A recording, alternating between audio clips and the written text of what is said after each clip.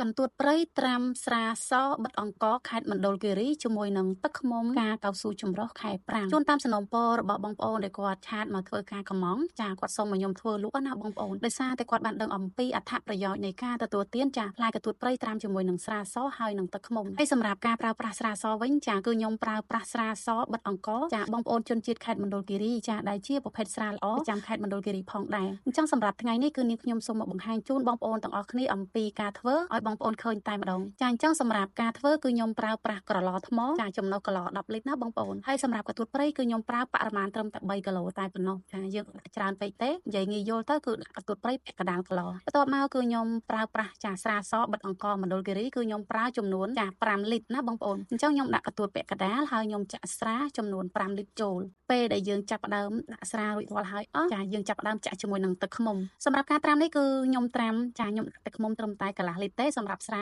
5លីត្រហើយនឹងកន្ទួត3គីឡូតែបើបងប្អូនទាំងអស់គ្នាចង់បានរសជាតិផ្អែមឆ្ងាញ់ចាអាចនិយាយបានថាទៅតាមចំណូលចិត្តណាបងប្អូនអាចប្រើប្រាស់ទឹកឃ្មុំ1លីត្រក៏បានដែរប៉ុន្តែសម្រាប់ខ្ញុំគឺខ្ញុំប្រើឲ្យវាសមអាមាត្រជាមួយនឹងទឹកកន្ទួតព្រៃរួមជាមួយនឹងស្រាសចារូបមន្តនេះគឺអត់ងាយមានអ្នកចែកម្លែកទេនិយាយទៅគឺខ្ញុំចាចែករំលែកទៅកាន់បងប្អូនទាំងអស់គ្នាបងប្អូនអាចសាកល្បងធ្វើបានហើយបើបងប្អូនចាសាកធ្វើហើយមានរសជាតិបែបណាអាច comment ចែករំលែកនៅខាងក្រោមវីដេអូនេះផងដែរណាអញ្ចឹងសម្រាប់អត្ថប្រយោជន៍វិញនាងខ្ញុំនឹងលម្អិតនៅវីដេអូបន្ទាប់ប៉ុន្តែខ្ញុំអាចនិយាយត្រួសៗថាការទទួលទានជាមួយនឹងទួតព្រៃត្រាំស្រាសបិទអង្គរដើមចាហើយនឹងទឹកឃ្មុំនេះគឺវាជួយទៅលើផ្នែកសុខភាពច្រើនមែនតើទី1សម្រាប់បងប្អូនដែលគាត់មានបញ្ហាពិបាកទៅលើការគេងអាចនិយាយបានថាគេងមិនងាយលក់ណាចាដាក់មួយកែវចាមុនចូលគេងណាបងប្អូនចាញ៉ាំទៅគឺឆាប់គេងលក់ទី2អ៊ំពូមិញបងប្អូនដែលគាត់មានបញ្ហាសន្លាក់ចាចុកដៃចុកជើងចាឡើងអាស៊ីតចាឬមួយក៏មានបញ្ហាទៅលើឆ្អឹងណាឆ្អឹងត្រគាកឆ្អឹងដៃឆ្អឹងជើងចាមកប៉ែងទៅចាមានអារម្មណ៍ថាស្រាលខ្លួនទី3អ្នកដែលគាត់មានបញ្ហាសុខភាពផ្សេងក៏អាចញ៉ាំបានដែរអញ្ចឹងពាក់ព័ន្ធជាមួយនឹងអត្ថប្រយោជន៍ខ្ញុំលម្អិតតែប៉ុណ្្នឹងសិនទេ